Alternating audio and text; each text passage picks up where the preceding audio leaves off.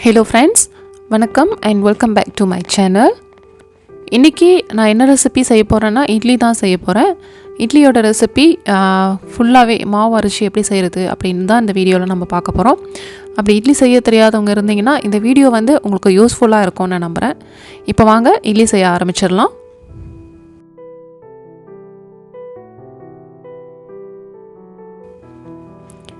இப்போ நான் எப்படி இட்லி செய்வேன்னு பார்த்தீங்கன்னாக்கா இந்த 3 பொருள் தான் நான் வந்து இட்லிக்கு யூஸ் பண்ணுவேன். ஒன்று இந்த இட்லி அரிசி எப்படி இருக்கும்னு பார்த்தீங்கன்னா இந்த மாதிரி குண்டு குண்டாக இருக்கும், இந்த மாதிரி இருக்கும். ஓகேங்களா, சின்ன சின்னதாக உருண்டையாக அந்த மாதிரி இருக்கும். இதுதான் இட்லி அரிசி. அப்படி இல்லை நீங்கள் நார்மல் பச்சை அரிசி பாய்க்கிறதா இருந்தாலும் அதை பாவிச்சு செய்யலாம்.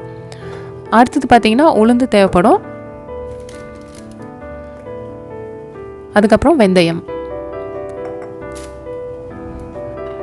சரி, இப்போ வாங்க இதோட மெஷர்மெண்ட்லாம் எவ்வளோ நம்ம போட்டு மிக்ஸ் பண்ணணும்னு நம்ம பார்த்துடலாம். இட்லி அரிசி 1 டம்ளர் அளவுன்னு எடுத்துக்கிறேன்.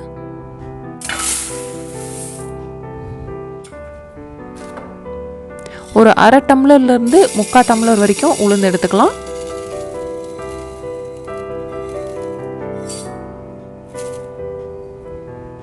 இந்த அளவு அரை டம்ளராகவும் போட்டுக்கலாம், இல்லை 3/4 டம்ளர் அளவும் சேர்த்துக்கலாம். நான் வந்து கொஞ்சம் அரை டம்ளருக்கு மேலேயே 3/4 டம்ளர் அளவுக்கு வச்சுக்கலாமே, அந்த அளவுக்கு தான் எடுத்திருக்கேன்.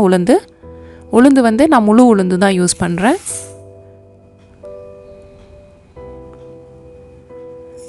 அதுக்கப்புறமா வெந்தயம் வந்து அரை டேபிள் ஸ்பூன் அளவு சேர்த்துக்கிறேன். இல்லை இதை விட குறைவா சேர்க்கறதுனாலும் வெந்தயம் சேர்த்துக்கலாம். அப்படி வெந்தயம் வேண்டானாலும் ஸ்கிப் பண்ணிடலாம். ஓகே, இப்போ இதை நல்லா தண்ணியில் வாஷ் பண்ணி நான் வந்து கொண்டு வந்துடுறேன்.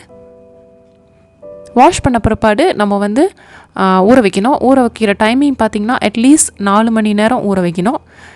இப்போ நான் ஊற வச்சது வந்து 10 மணி நேரம் ஊற வச்சுருக்கேன். மார்னிங் ஊற வச்சுட்டு ஈவினிங் தான் வந்து அரைக்க போகிறேன்.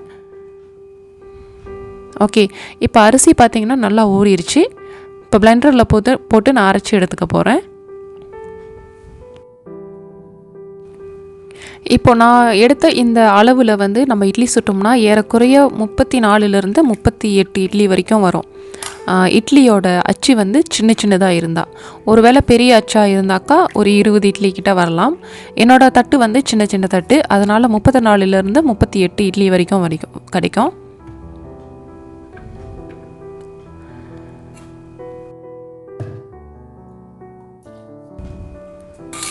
இப்போ வந்து பிளெண்டரில் போட்டு நான் அரைக்க போகிறேன். நம்ம அரைக்கும் போது நம்ம ஊற வச்சுருந்தோம் இல்லையா அந்த தண்ணி, அதை வந்து கீழே ஊற்ற வேணாம். அந்த தண்ணியிலே வந்து கொஞ்சம் கொஞ்சமாக ஊற்றி அரைச்சிக்கலாம். கூடவே வந்து தேவையான அளவுக்கு உப்பு சேர்த்துக்கிறேன். நான் உப்பு வந்து இதிலேயே நான் போட்டு அரைச்சிடுவேன். சிலர் வந்து அரைச்ச பிறகு மாவு கரைக்கும் போது தான் உப்பு சேர்ப்பாங்க. நான் வந்து இந்த பிளெண்டர்லேயே போட்டு அரைச்சிட்டு எடுக்க போகிறேன். தண்ணி பார்த்திங்கன்னா ரொம்ப நிறையாவும் வைக்க வேணாம், ரொம்ப குறைவாகவும் வைக்க வேணாம். அதுக்கேற்ற அரிசிக்கு ஏற்ற மாதிரி கொஞ்சம் கொஞ்சமாக விட்டு அரைச்சிக்கலாம். அரிசி பார்த்திங்கன்னா நல்லா நைஸாக வந்து அரைக்கணும். அரைச்ச பிறகு இந்த மாதிரி ஒரு கண்டெய்னரில் நான் ஊற்றிக்கிறேன். இதை வந்து நான் 3 தடவை போட்டு அரைச்சி எடுத்துக்க போகிறேன். ஒரேடியாக நிறையவும் சேர்க்க வேணாம், அரைக்க வந்து கஷ்டமாக இருக்கும். அதனால் கொஞ்சம் கொஞ்சமாக சேர்த்து அரைச்சிக்கலாம். அதே வேளையில் நம்ம அரைக்கும் போது பிளெண்டரில் 2 நிமிஷத்துக்கு மேலே கண்டினியூஸாக அரைக்கக்கூடாது. பிளெண்டரில் விட்டு தான் அரைச்சி எடுக்கணும். ஓகே, இப்போ பார்த்தீங்கன்னா அரிசி எல்லாமே ஃபுல்லாக அரைச்சி எடுத்தாச்சு.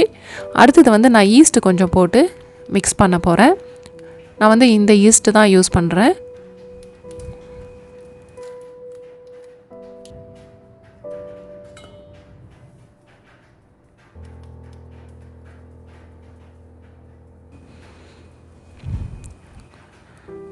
இந்த அளவுக்கு போட்டால் போதும் ஈஸ்ட்டு. ஓகேங்களா, ஸோ இதை தண்ணியில் கொஞ்சமாக விட்டு கட்டி இல்லாமல் நல்லா கரைச்சிக்கிறேன்.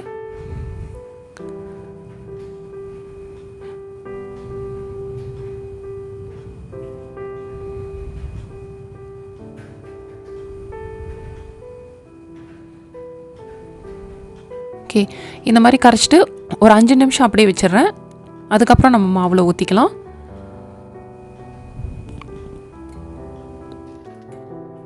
மீதி இருக்கிற அரிசி தண்ணியை வந்து நம்ம கீழே ஊற்றிடலாம். அரிசி வந்து மிச்சம் தண்ணி இருக்கும் இல்லையா, அதை வந்து கீழே நம்ம ஊற்றிடலாம். உப்பு கூட பார்த்தீங்கன்னாக்கா நான் வந்து ஒவ்வொரு வாட்டியும் அரைக்கும் போது கொஞ்சம் கொஞ்சமாக தான் சேர்த்து அரைச்சிருப்பேன். இப்போ இந்த ஈஸ்ட்டை மாவில் ஊற்றி நல்லா மிக்ஸ் பண்ண போகிறேன்.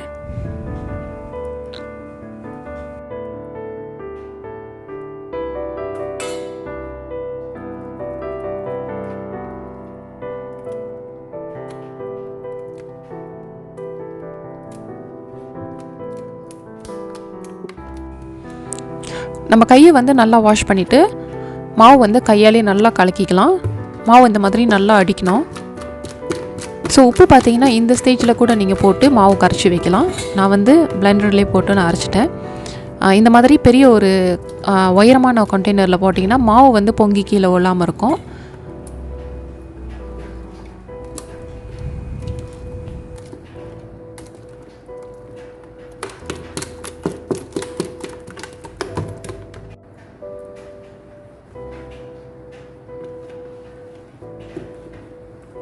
ஓகே, இப்போ வந்து தண்ணியில் கொஞ்சம் நனைச்சி மாவு வந்து சைடில் இருக்கிற மாவெல்லாம் நல்லா சுத்தமாக வலித்து விட்டுறலாம்.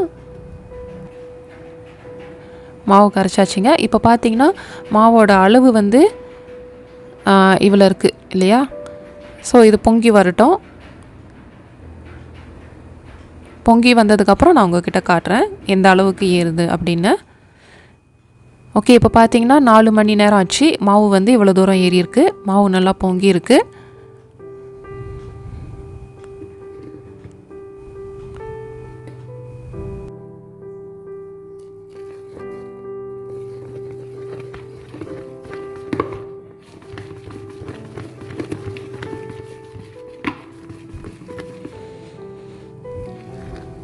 இப்போ மாவை வந்து நல்லா ஒரு கரண்டியில் நல்லா மிக்ஸ் பண்ணிக்கிறேன். அப்போ அது கீழே இறங்கிரும் பொங்குனது. இப்போ வந்து நாம் இட்லி வந்து சுட ஆரம்பிக்க போகிறோம். மாவோட கன்சிஸ்டன்சி இந்த மாதிரி இருக்கணும். ரொம்ப தண்ணியாகவும் இருக்கக்கூடாது, ரொம்ப திக்காகவும் இருக்கக்கூடாது. இந்த மாதிரி இருந்ததுன்னா இட்லி வந்து நல்லா வரும்.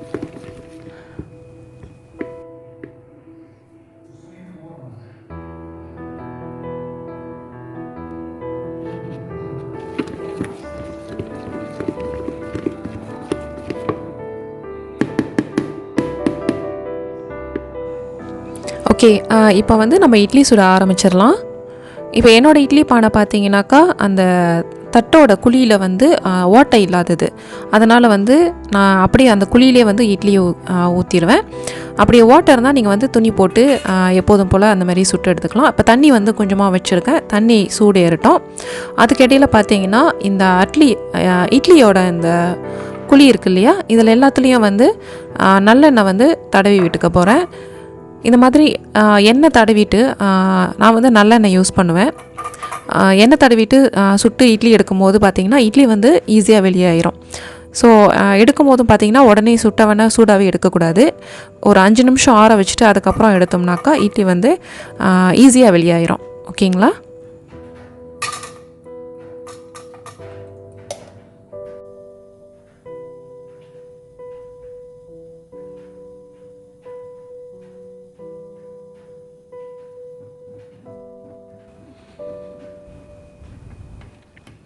மாவு வந்து அந்த குழியில் வந்து ஃபுல்லாக ஊற்ற வேணாம், கொஞ்சம் இந்த அளவுக்கு ஊற்றினா போதும்.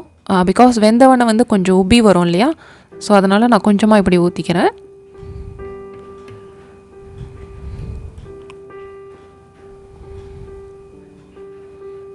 என்னோடய இட்லி தட்டு பார்த்திங்கன்னா மொத்தம் 13 இட்லி கிடைக்கும். ஒரு ஈடு அவிச்சோம்னா 13 இட்லி வரும். ஸோ இப்போ டின்னருக்கு பார்த்திங்கன்னா நம்ம மாவு வந்து கரைச்சி வச்சிட்டோம்னாக்கா இந்த மாதிரி இட்லி சுட்டு சாப்பிட்றதுக்கு ரொம்ப ஈஸியாக இருக்கும் வேலைக்கு போகிறவங்களுக்கு. ஓகே, இப்போ தண்ணி சூடாயிருச்சு. இட்லி தட்டெல்லாம் ஒன்று ஒன்றா எடுத்து பானை உள்ள அடிக்கிறேன்.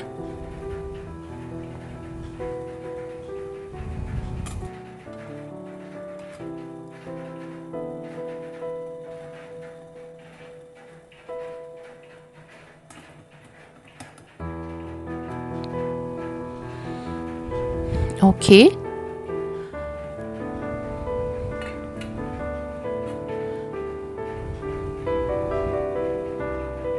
இட்லியை வேக வச்சிடலாம். தீ வந்து மீடியம் ஹீட்டில் வச்சா போதும் இந்த மாதிரி. ஓகே, இப்போ இட்லி வேகிறதுக்கு வந்து 10 நிமிஷம் ஆகும். ஓகே, இட்லி வெந்தாச்சு. இப்படி தான் இருக்குது. நீங்கள் வந்து எடுக்கிறதுக்கு முன்னாடி ஒரு முள்ளு கரண்டியோ இல்லை ஒரு குச்சியிலையோ குத்தி பாருங்கள். மாவு ஒட்டாமல் வந்தால் இட்லி வந்துருச்சு. இப்போ பாருங்கள், உடனே இட்லி எடுக்க வேணாம், ஒரு 5 நிமிஷம் ஆற விட்டுட்டு அப்புறம் எடுக்கலாம். அப்போ தான் வந்து தட்டில் ஒட்டாமல் வரும் இந்த மாதிரி. இப்போ இட்லி எல்லாத்தையும் வந்து வெளியாக்கிடுறேன் நான். அவ்வளோதாங்க. ஸோ இட்லி சுடுற வேலை முடிஞ்சிருச்சு. ரொம்ப ஈஸியாக நம்ம இட்லி சுட்டுடலாம் இந்த மாதிரி. ஸோ இதுக்கு வந்து கிரேவி பார்த்திங்கன்னா சட்னி, ஏதாவது ஒரு கறி இருந்துச்சுனாக்கா வச்சு சாப்பிட்றதுக்கு உண்மையிலே சூப்பராக இருக்கும் டேஸ்ட்டு. இட்லியிலும் பார்த்திங்கன்னா நல்லா சாஃப்டாக பொசு பொசுன்னு இருக்குது. நீங்களும் இந்த ரெசிப்பியை ட்ரை பண்ணி பாருங்கள் வீட்டில். நல்லா வந்துச்சுன்னா கீழே கமெண்ட்ஸில் எனக்கு கண்டிப்பாக சொல்லுங்கள். அவ்வளோதாங்க, இட்லிக்கான ரெசிபி இன்றைக்கி முடிஞ்சாச்சு. அடுத்து வேற ஒரு இன்ட்ரெஸ்டிங்கான ரெசிப்பியில் நான் உங்களை மீண்டும் சந்திக்கிறேன். அது வரைக்கும் நன்றி, வணக்கம்.